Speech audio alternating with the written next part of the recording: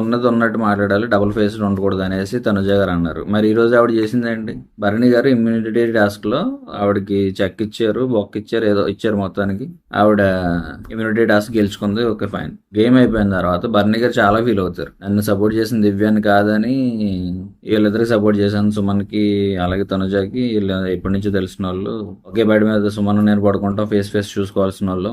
ఆయనకి అలాగే చేయాలి, తనుజ అలాగే నా కూతురు అంటున్నాను కాబట్టి చేయాల్సిందే, అఫెక్షన్ తో చేయాలి కాబట్టి చేశాను అనేసి చాలా బాధపడతాడు. ఇక్కడ బయట తనుజ గారు భరణి ఎప్పుడైతే ఆవిడకి అకౌంట్ పెడతా అన్నాడో అప్పుడే డబుల్ ఫేస్ అయిపోయాడు అన్నట్టు తనుజ గారి మాటలు. ఎందుకు? పైగా ఆయన అంటే నాకు పడట్లేదు, ఆయనతో నేను సరిగా ఉండలేను, ఆయనతో మాట్లాడాలని ఇది కూడా నాకు లేదు, అలా డబుల్ ఫేస్ గా ఉండకూడదు, భరణి గారు కరెక్ట్ కాదు అన్నట్టు మాట్లాడతారు ఆవిడ. ఓకే, మరి అంత ఇష్టం లేనప్పుడు మీరు ఇమ్యూనిటీ టాస్క్ లో మీరు ఎలా సపోర్ట్ తీసుకున్నారండి? భరణి సపోర్ట్, భరణి గారి సపోర్ట్ ఎలా తీసుకున్నారు మీరు? అసలు చెప్పాలిగా మరి.